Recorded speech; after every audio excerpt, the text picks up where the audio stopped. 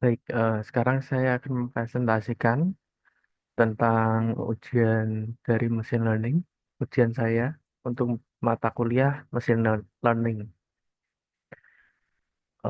Baik, nama saya Theodor Farel Gandrik, NIM saya 210 40 10 734 dari kelas IFD 12.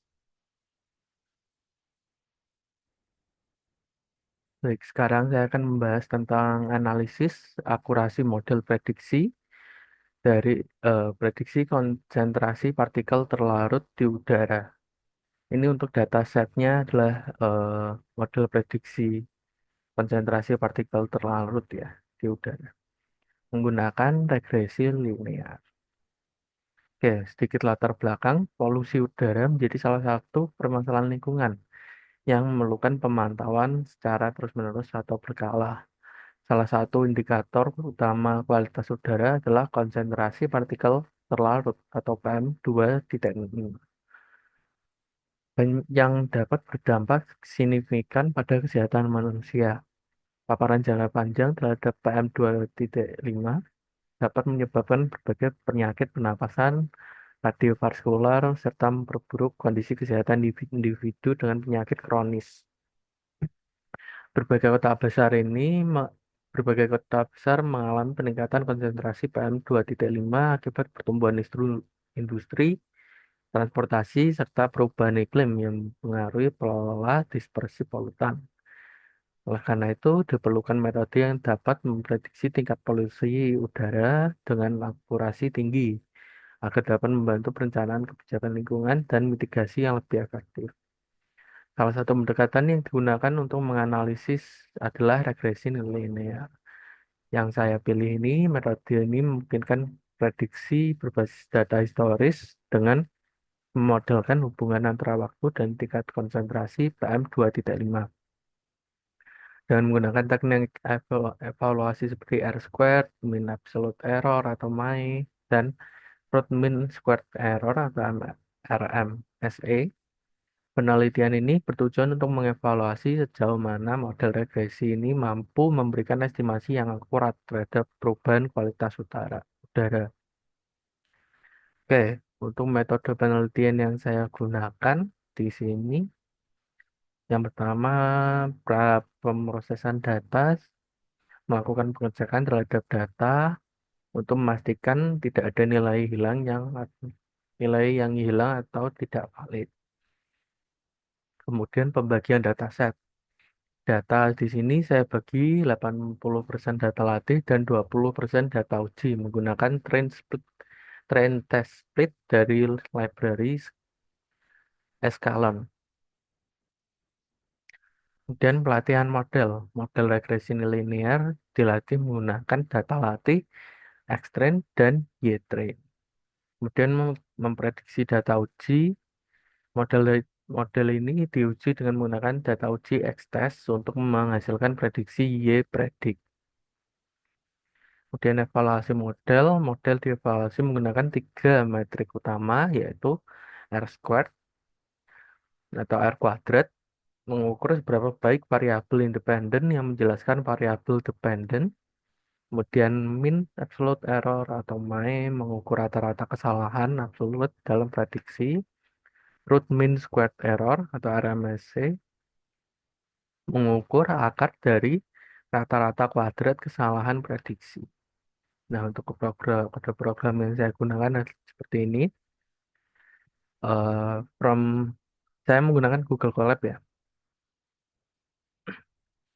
untuk implementasinya.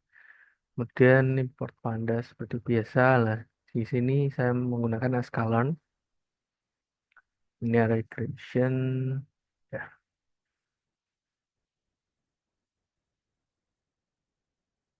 ini untuk mengakses dataset ya.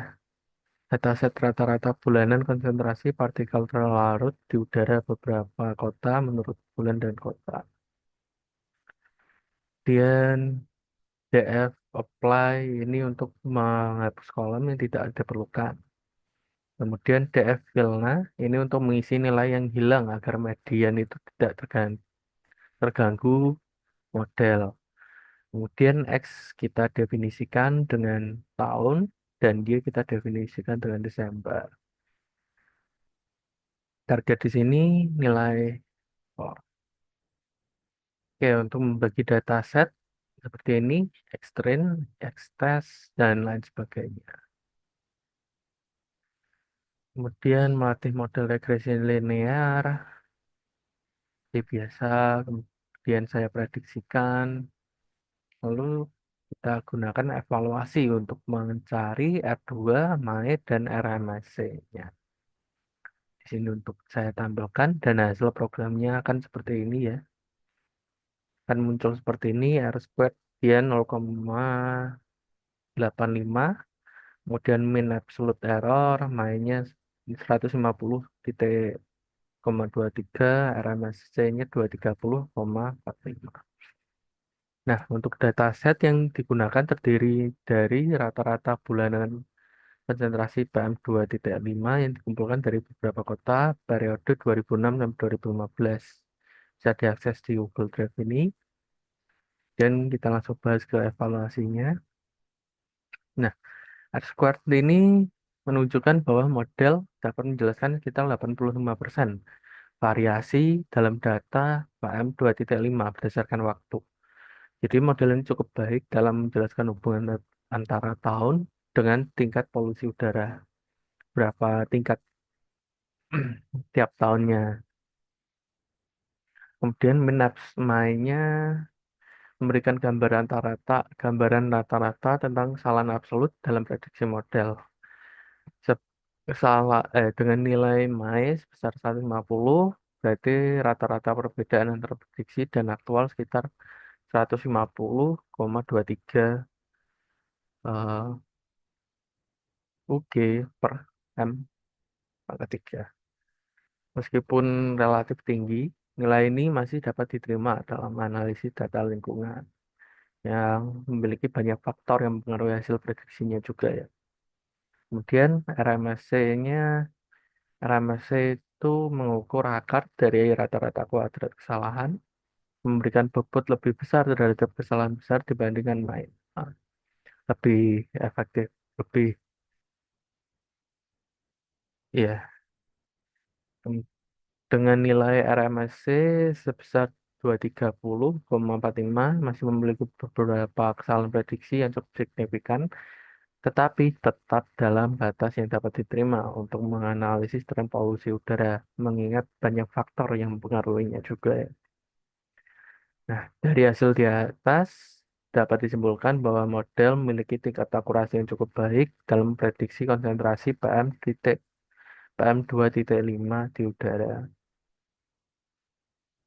Untuk kesimpulannya, hasil ini menunjukkan model regresi linear memiliki performa yang cukup baik dalam memprediksi konsentrasi PM2.5. Berikut adalah masing analisis dari Berikut adalah hasil analisis dari masing-masing metrik evaluasi yang digunakan. R squared 0,85% lah ya. Kemudian MI 150,23, RMSC 230,45. Secara keseluruhan, model regression linear yang digunakan dalam penelitian ini bisa untuk memprediksi tren polusi udara berdasarkan data historis. Namun, untuk meningkatkan akurasi, bisa dipertimbangkan untuk menggunakan metode machine learning yang lebih kompleks, seperti regresi non-linear atau deep learning. Baik, mungkin sekian presentasi dari saya. Akhir kata, sekian dan terima kasih.